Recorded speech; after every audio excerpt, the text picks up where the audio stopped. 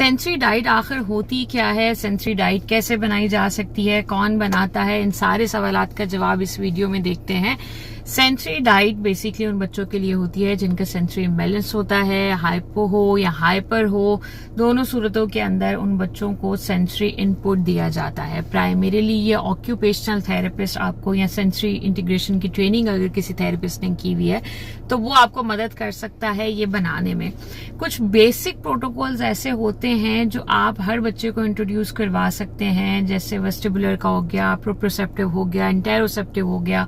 कुछ basic protocols ऐसे होते हैं जिससे आपको लगता है कि उसका कोई नुकसान नहीं होगा, लेकिन उसके अलावा जो होता है वो हर बच्चे के हिसाब से, उसकी नीड्स के हिसाब से उसको अंडरस्टैंड करके, अगर अवॉइडेंस है तो अवॉइडेंस के हिसाब से, सीकिंग है तो सीकिंग को बैलेंस करने के लिए टेलर्ड एक प्रोग्राम बनाया जाता है, टेलर्ड एक डाइट बनाई जाती है जो पेरेंट्स को दी जाती है और उनको गाइड किया जाता है कि आप इस डाइट को पूरे दिन अपने घर में अपनी एक्टिविटीज के अंदर इंट्रोड्यूस करवाते रहे।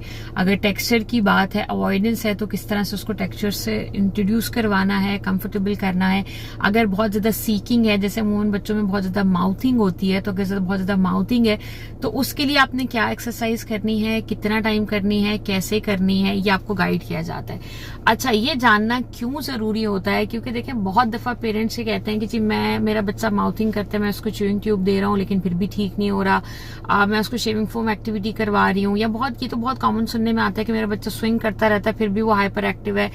तो ये समझना बहुत जरूरी है कि आपकी एक्टिविटी स्ट्रक्चर्ड होनी चाहिए, कितने टाइम की होनी चाहिए, कितनी दफा दिन में होनी चाहिए, वो फ्रीक्वेंसी और टाइम लिमिटेशन होना बहुत जरूरी है। अगर आप अनलिमिटेड टाइम के लिए बच्चे को एक्सपोजर दे देंगे तो वो फिर थेरेप्यूटिक एसेंस उसका जाया हो जाता है, वो गायब हो जाता है। सो उसके अंदर स्ट्रक्चर लाना, लिमिटेशन लाना अगर होगा थेरेपिस्ट की मदद से ही, तो ही आप मेक श्योर कर सकते हैं कि उस एक्टिविटी का थेरेप्यूटिक एसेंस रहे। एक और चीज जो इसमें एज अ पेरेंट्स हमें अंडरस्टैंड करने की जरूरत है, एज अ प्रैक्टिशनर अंडरस्टैंड करने की जरूरत है कि सेंसरी इनपुट का एक एनवायरनमेंट भी होता है, ओवरऑल एनवायरनमेंट भी उसको सपोर्ट करना चाहिए। सो जब आप ये एक्टिविटीज कर रहे हो तो मेक श्योर करें कि ओवरऑल एनवायरनमेंट भी ऐसा हो जो उस एक्टिविटी को सपोर्ट करता हो। मिसाल के तौर पे अगर बच्चे को आप नॉइज से रिलेटेड कोई एक्टिविटी करवा रहे हैं और एनवायरनमेंट में बहुत ज्यादा लाउड नॉइजेज हैं तो वो काम नहीं करेगी। इसी तरह से अगर किसी बच्चे को अरोमा थेरेपी की जरूरत ही नहीं है लेकिन आप थेरेपी करवा रहे हैं तो उसका भी कोई फायदा नहीं होगा। सो ये अंडरस्टैंड करना कि everything is not for everyone, आपके बच्चे की नीड्स डिफरेंट होती हैं। इवन हर बच्चा जो स्पेक्ट्रम पर है वो भी हर दूसरे बच्चे से मुख्तलिफ होता है, हर दूसरे शख्स से मुख्तलिफ होता है।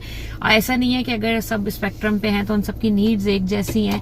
और सेंसरी नीड्स स्पेक्ट्रम के अलावा भी बच्चों की होती हैं, ADHD के बच्चों की भी होती हैं।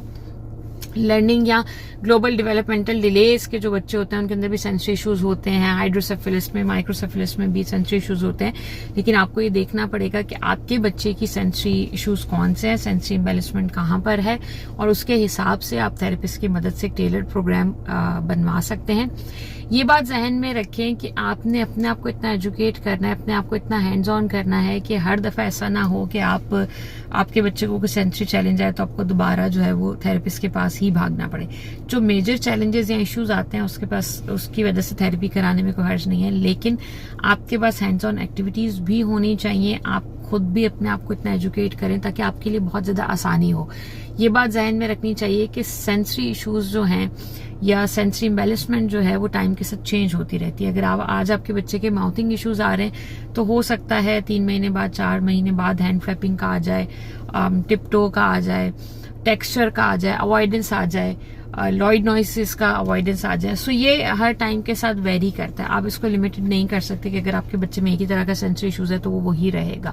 सो आज के लिए इतना ही। अगर आपका सेंसरी इश्यूज से रिलेटेड कोई क्वेश्चन है, ऑक्यूपेशनल थेरेपी से रिलेटेड कोई क्वेश्चन है तो आप डेफिनेटली कमेंट कर सकते हैं। मेरी कोशिश और ख्वाहिश ये है कि पूरा साल भी, लेकिन अप्रैल के इस महीने में जितनी ज्यादा मैं आप लोगों के सवालात के जवाब दे सकूं वो मैं लाजमी दूं, क्योंकि मुझे इस चीज का अंदाजा होता है कि हम में से अक्सर लोग कह भी रहे होते हैं कि उनके लिए आसान नहीं होता थेरेपीज करवाना, इदारों में लेकर जाना।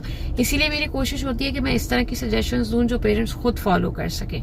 सो आज के लिए इतना ही। नेक्स्ट वीडियो में नेक्स्ट टॉपिक के साथ आपसे बात होगी।